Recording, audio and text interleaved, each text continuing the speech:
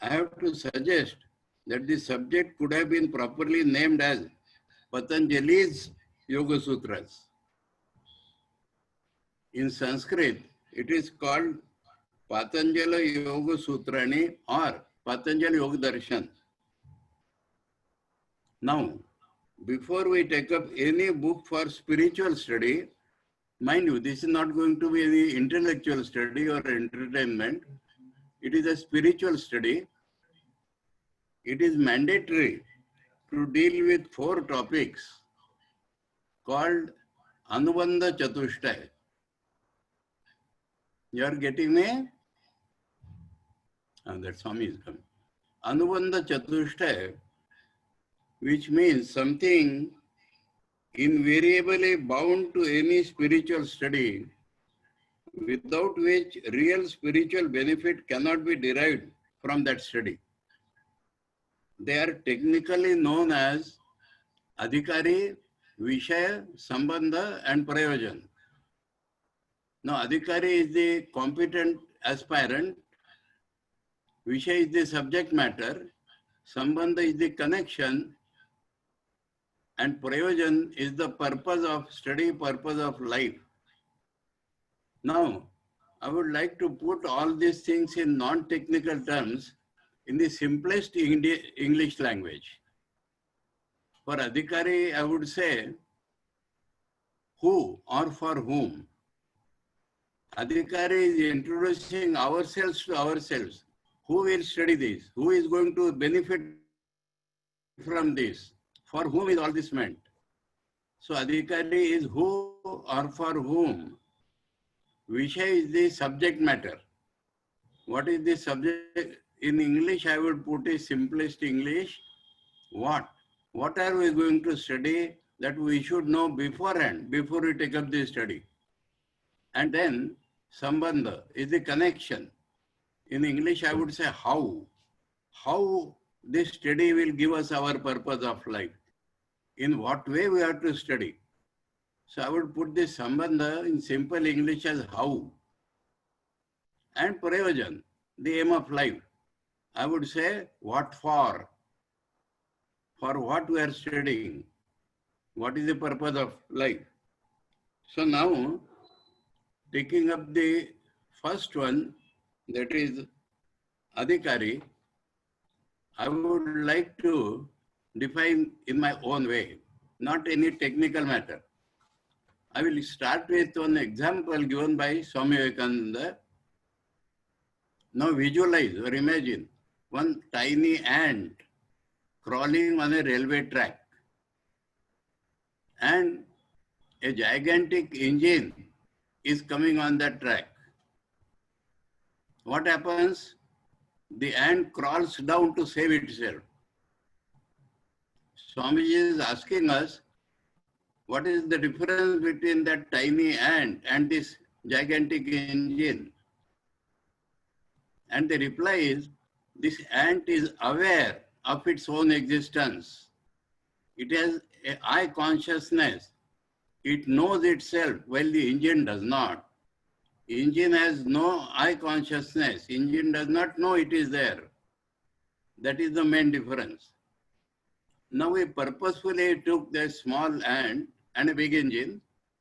Now from the same type of species, let us consider the big elephant and the powerful lion on one side and man on the other side. What is the difference between man and all these animals? The one thing is that, again I quote Swamiji, man is man so long as he is struggling to rise above nature, and this nature is both external and internal. So man is always struggling to improve. He is not satisfied. Swamiji has another saying, nobody has seen a cow telling a lie or a tree stealing, but the cow remains a cow and the tree remains the tree. Man tells lies, man steals, and yet if a man improves, he becomes God. So man is defined as one who struggles.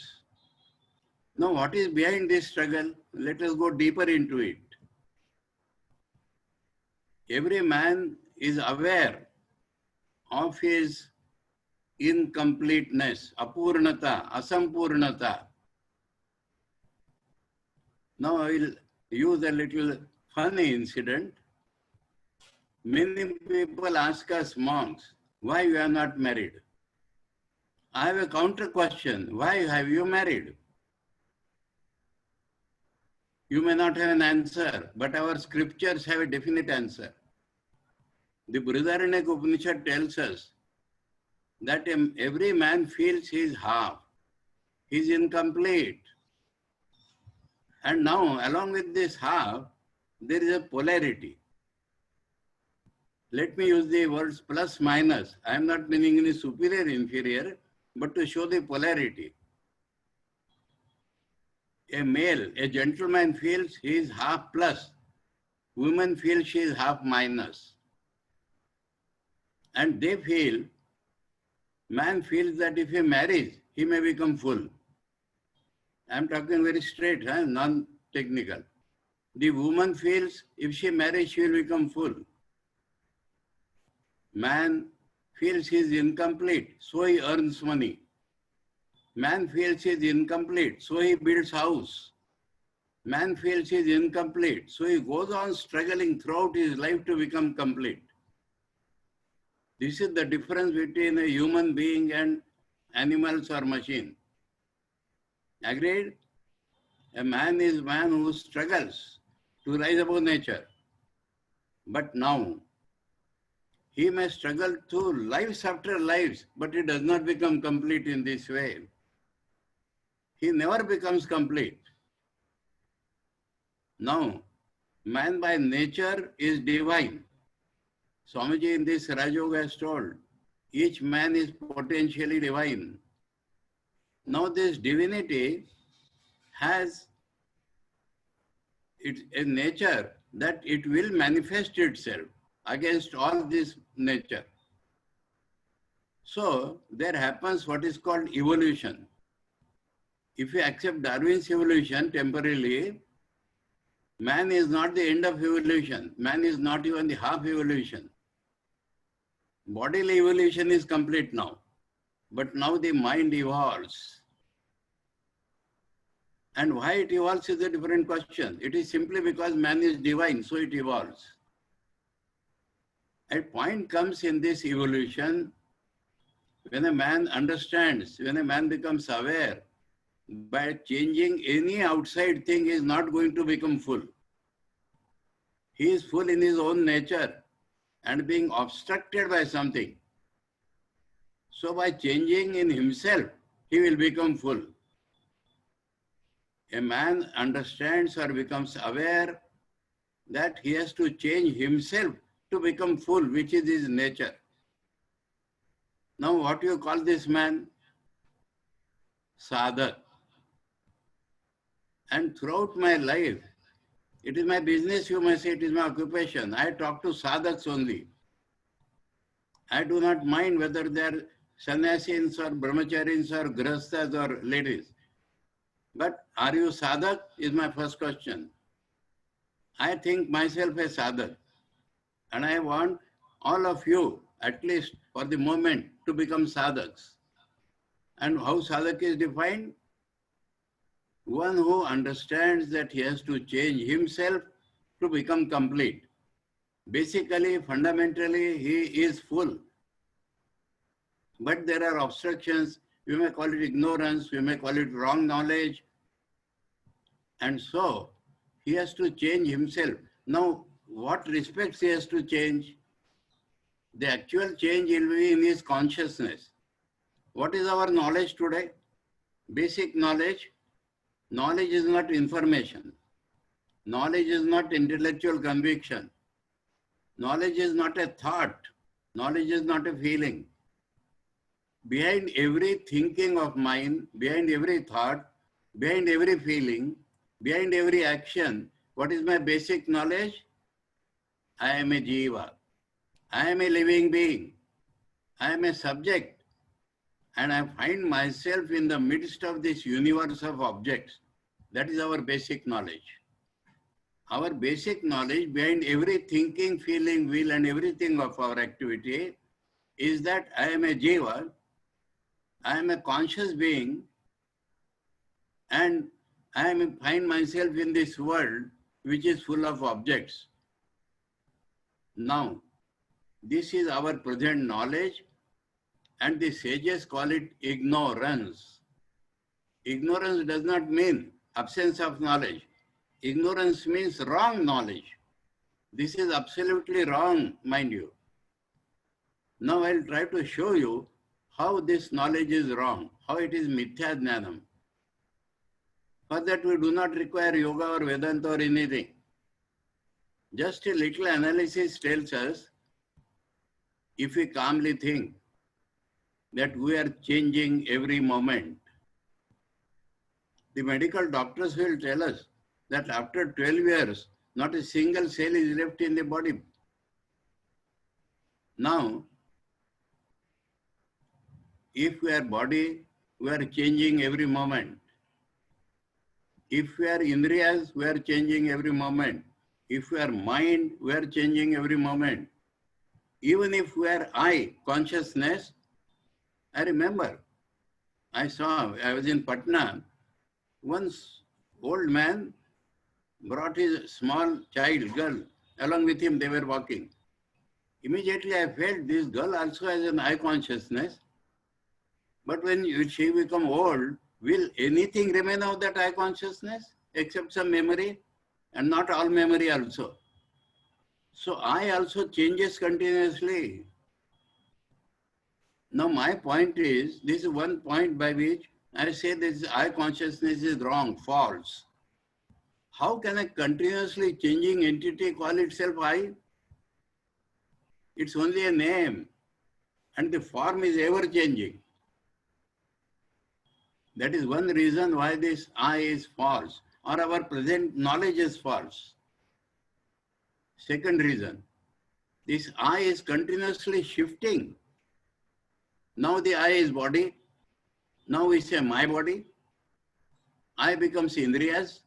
I becomes mind. I becomes this I consciousness. So this is continuously shifting. Which is I? Tell me. So this I and our consciousness is false knowledge. Now there is a third consideration which requires, of course, Vedanta. See what is Rishi's knowledge. See what is Rishi's consciousness. Rishi Darshanat. Rishi who is aware of things of which we are not aware. What is Thakur's consciousness? Gita 13th chapter has clearly told us this point. The sages know that there is only one consciousness throughout the world. Kshetrajnam chapi mam viddhi sarva kshetreshu bharata. I may be transcending the limits of Patanjali Yoga at many places. So one consciousness in the world. I will give you an illustration to feel this. These modern days, we construct big halls. And by putting partitions, we make several chambers. Say for doctor, engineer, vakil, commerce, so many chambers were made by putting partitions. And no partition is up to the roof. They are only a particular limiting height. Now imagine, no chamber has any light. All the chamber walls are made of mirrors. Imagine. And light is only in the roof. Very powerful, big focus light. This is our relation with God or Brahman. Now the light becomes reflected in each chamber. I see in my chamber. I do not see what is happening in the other chamber. So each chamber is full of light, but all the light is a borrowed light. Light is only one. This is what when Bhagavan Shri Krishna tells us, Kshetrajnam chapi mam viddhi sarva kshetreshu bharat. Now this is the awareness of the sages. They do not feel they are limited individuals living in the world of objects.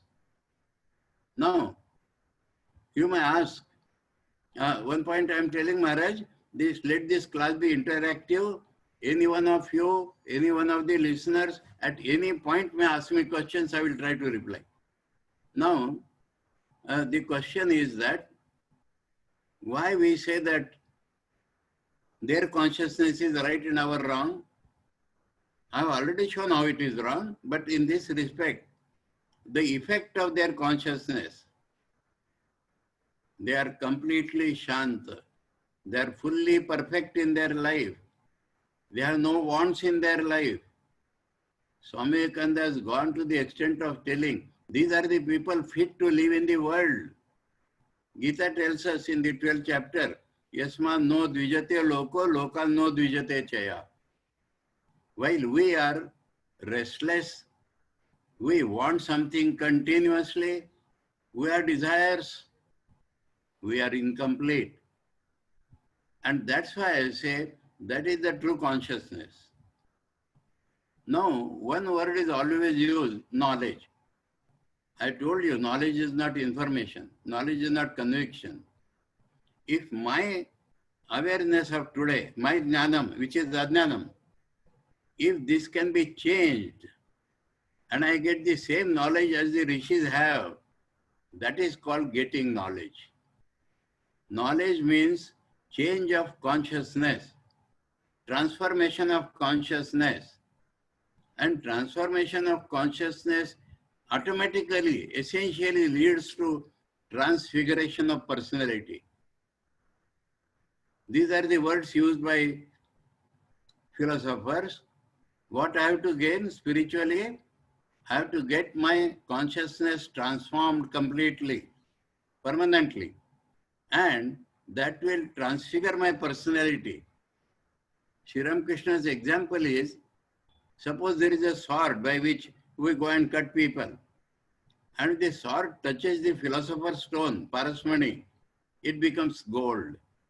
Now only the shape has remained the same, but it has totally changed. The value has changed, we may keep it in Puja Gruha now, not going to war to cut people. This much change of personality is essential in us. So, this is the prayojan also. All these four are linked to each other. Now, what could be the subject matter? Of course, now let us take the subject matter of this Patanjali Yoga Sutra. What does Patanjali Yoga Sutra teach us? Let me first of all frankly tell you, it is an incomplete science. It will not change our consciousness to that level which I am speaking. You may be surprised, but this is true. Mind you, I am not talking of Swamiji's Raj Yoga. Swamiji's Raj Yoga has included Patanjali, but it is bigger than Swamiji's Raj Yoga. Swamiji has continuously interpreted Patanjali in the Vedantic sense. And he has added from Kurma Puran, from other scriptures. Now, the matter is that on this yoga, now let me define yoga, because the main word in Patanjali Yoga Sutras is yoga. Now the Bhashyakar Vyas, we are going to follow Vyas mostly, but we differ in many places. Swamiji has also used Vyasa to some extent, but he has differed in many places. Now Vyasa tells that there are three meanings, root meanings. Yuj, Samadho, Yujir, Yoge, and Yuj for including everything. But other than these three root meanings, if you consult the standard dictionary, like Apte's dictionary or Munir Williams' dictionary, you will find 30 meanings given to this word yoga. Both. 32 meanings are given by Apte and Munir Williams. So there is something called Ruda Artha, the fixed meaning in tradition. So if you take yoga as only concentration, I don't think that solves any matter. Now let us turn the meaning of yoga as used in the Gita. In Gita, every chapter has a colophon, the ending. And what do we say there? Brahma Vidyayam Yoga Shastre. And there are 18 yogas in the Gita, mind you. Swamiji has, in Karma Yoga last chapter, Swamiji is telling, I have generalized them into 4. So, what is the definition? Shankaracharya has given the best definition. Brahma Vidyayam Yoga Shastre. So, yoga tat prapti upaya. Swamiji has given this meaning, yoga is the method by which we get that identity with Brahman. So, yoga is a particular method by which we get that identity with Brahman. This is yoga. Now here, while pronouncing, I said yoga. Anyway, that topic is an irrelevant topic, but very much relevant today. Don't mind you. Please do not. So, yoga, let us go to Swamiji again. Swamiji has generalized yoga into 4. And what are the 4?